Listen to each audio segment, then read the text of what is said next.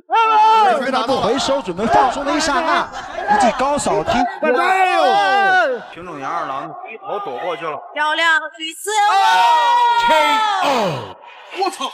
真正的少林武僧横空出世，虽说他没有金钟罩铁布衫和少林金刚腿，但他的实力要远超他的师兄武僧义龙。国际擂台6战6胜6次 KO 力证中国功夫，比武僧义龙强的可不止一点。下山历练并非偶然，而是因为武僧义龙在国际擂台丢人了，急需一位得道高僧下山挽回中国功夫所丢失的尊严。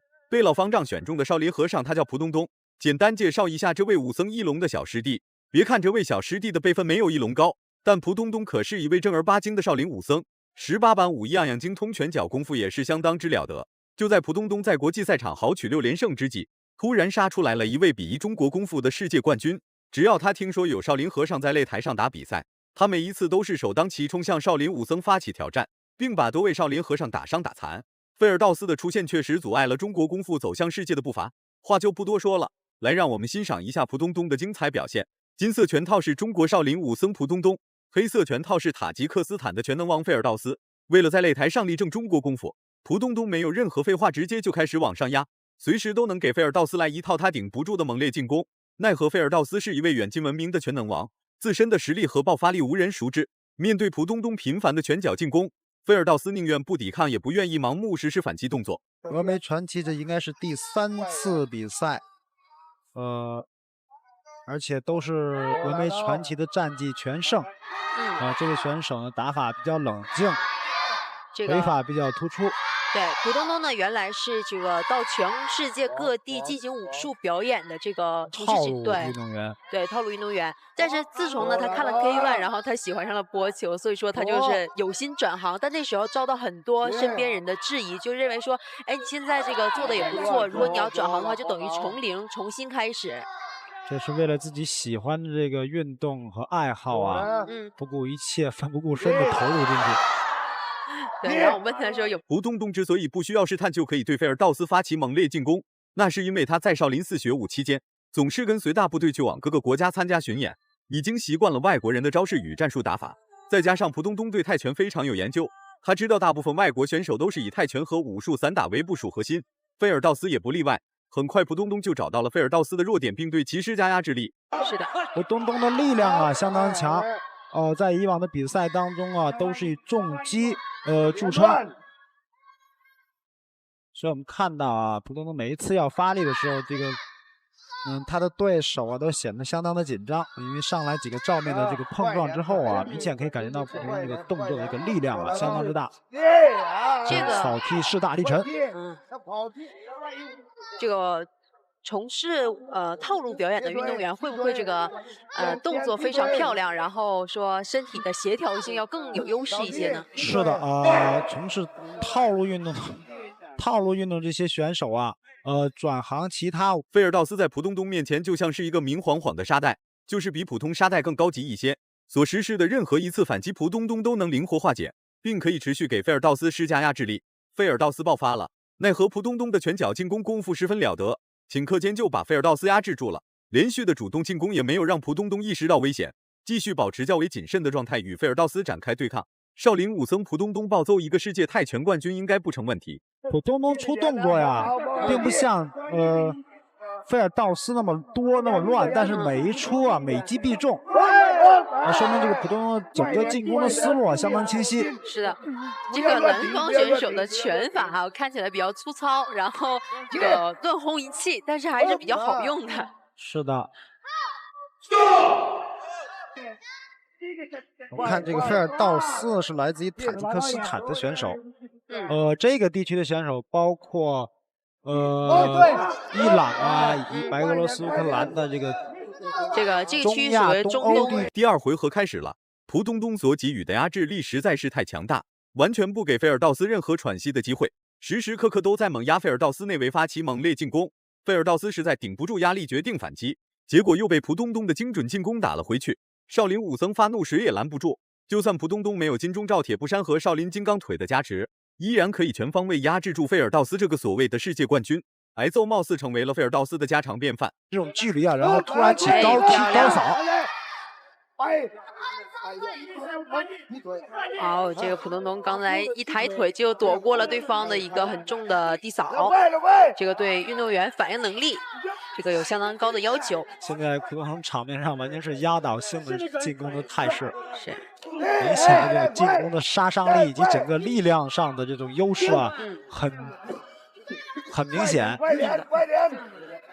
而且在这个蓝方选手被压制的过程当中，他对于这个距离的感觉好像丧失了一些，就有几记全都抡空了。时间拖得越久，费尔道斯挨到的有效进攻就越多。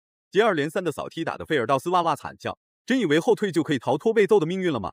普东东二话没说，拎着拳头就往上打，这一拳彻底摧毁了费尔道斯最后的意志力。就算费尔道斯的意志力很顽强，那也遭不住普东东枪林弹雨般的进攻。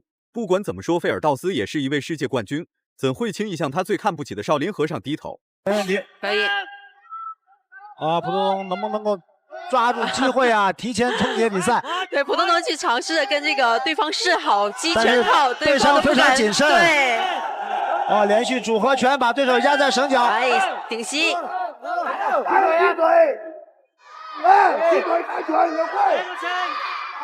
对，但是他应该放心，我们中国的运动员还是有这些基本的这个擂台道德的，不会像这个美国那个拳王梅维瑟一样。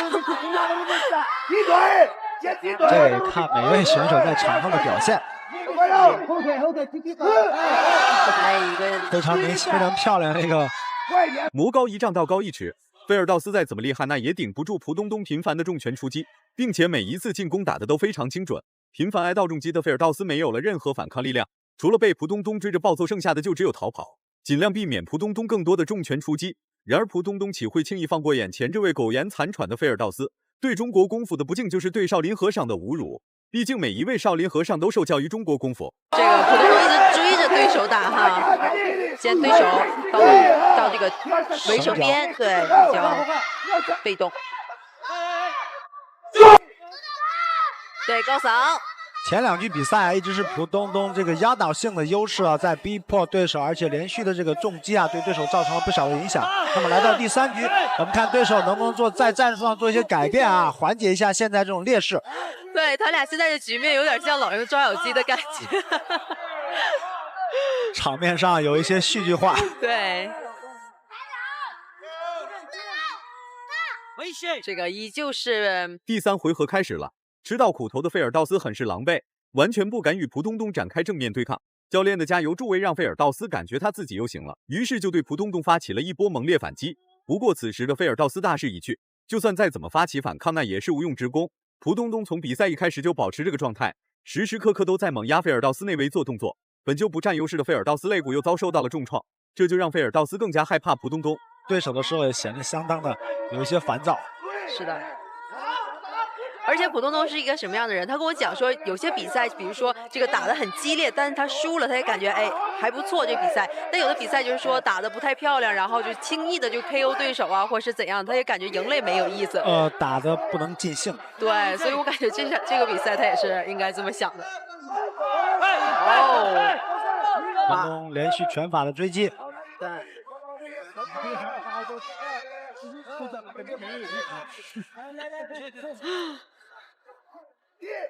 现在这个对，看到对手已经有点没有章法了，这个拳法打。在此之前，费尔道斯认为少林和尚就是一帮乌合之众，能直接打伤打残，坚决不会让少林寺的和尚或者下擂台。然而在遇到普东东之后，费尔道斯对少林和尚的态度发生了一个360度大旋转。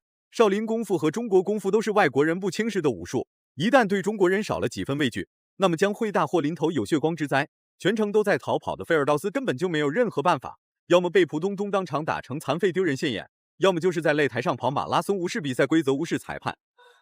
我觉得对于普东东来讲，也是一个非常着急的一个心态啊。首先，对手整个场面在自己的控制下呈现一边倒的这种趋势啊，但是又没有办法让对手提前终结对手。对，他一直而且对手在跑来跑去的时候，不断的给你一些干扰。对，不重，但是会造成很大的影响。是的。刚才对手是在后撤当中一个差点滑倒。美女鼓掌，那么这件事必定不平凡。普东东终于 KO 了费尔道斯，最终这家伙还是难逃被打晕的命运。肋骨受到重创的费尔道斯脖子还险些被暴力踢断，最终普东东获得了胜利。如果满分是100分的话，你会给蒲东东打几分？视频到这就结束了，咱们下期不见不散。最后的阶段 KO 获胜 ，Winner。